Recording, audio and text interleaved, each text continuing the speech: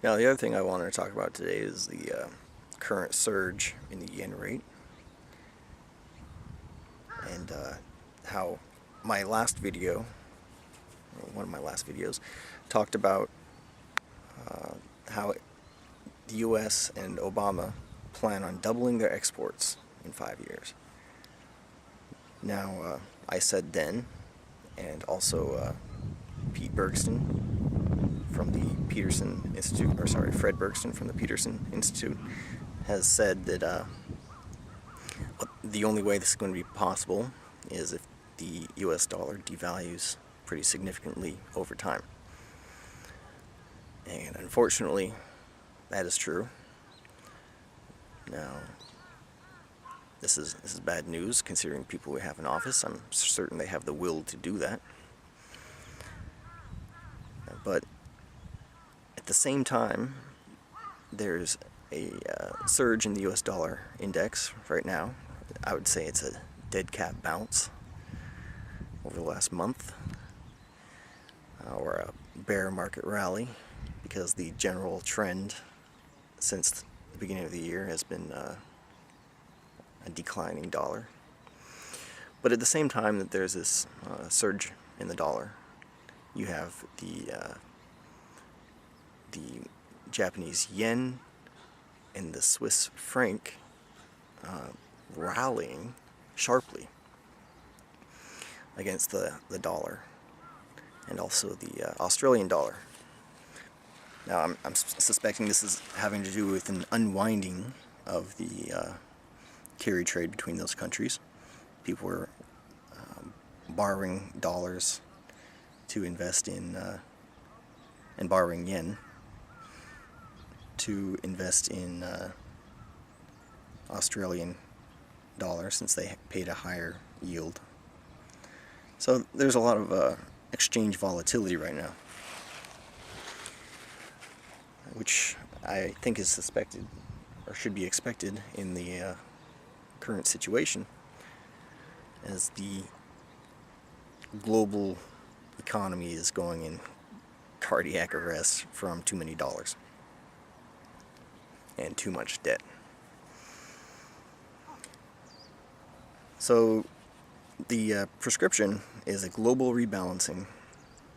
The US dollar is said to need devaluation in order for our exports and imports to rebalance with Asia and Europe.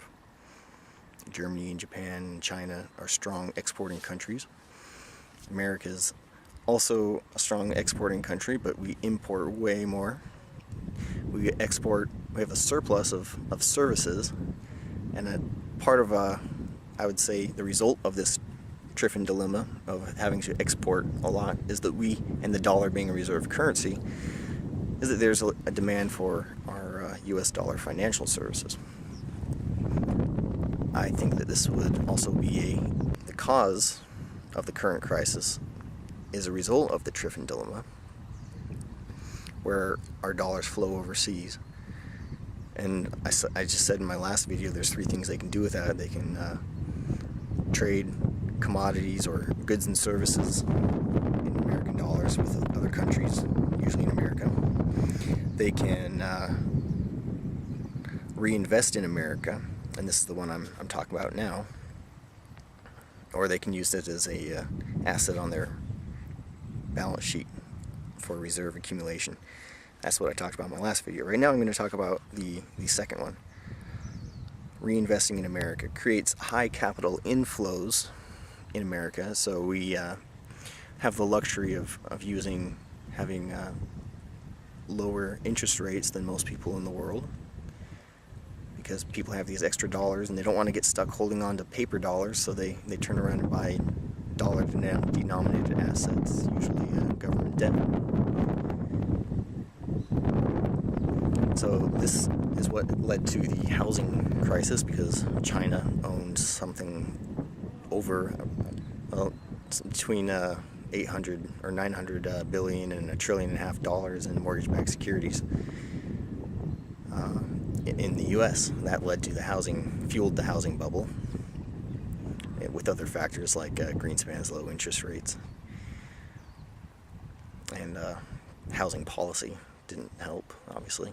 Trying to get everyone a homeowner is going to lead to a bubble in prices. Just like trying to get everyone college educated is leading to a bubble in tuition prices. So the high capital inflows lead to an explosion of debt in America and lower interest rates, which created this borrowing economy we have. That's why we have such low savings rates in America, because the interest rates are artificially low. That's why we can afford to... So I propose that our externally held debt is a ticking time bomb. Eventually, foreigners are not going to be willing to invest their surplus dollars back into our country. They're going to be in a hurry to get rid of them, and the first way they'll do it is instead of turning around and buying our debt or investing in US, they'll quickly spend them on commodities, as you see strong growth in emerging countries like China.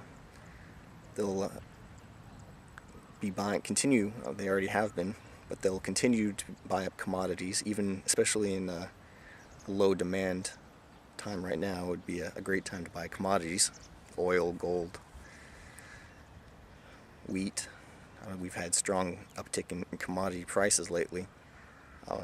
You might see a slight downtick, but the general trend is always going to be up, I think. And that normally, historically, hasn't been the case. That as technology improves, the nominal price of a lot of commodities are downward trending because it's easier and cheaper to manufacture these. But I think that price in US dollars, that trend will not continue. Now the other things going on is with the surging yen, Japan, which is an export-driven economy,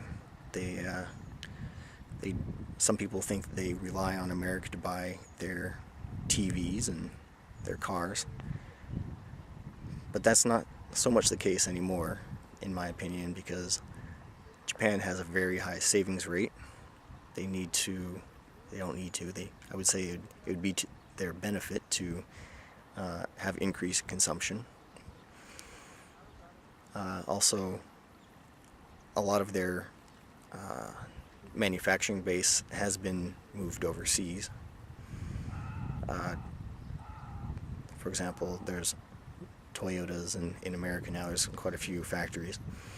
So they don't experience the exchange rate difference until they repatriate those profits, which does happen. There's also a political situation that at the same time the U.S. Treasury is accusing China of being a currency manipulator, our friends across the sea of Japan are soon wanting to do the same thing.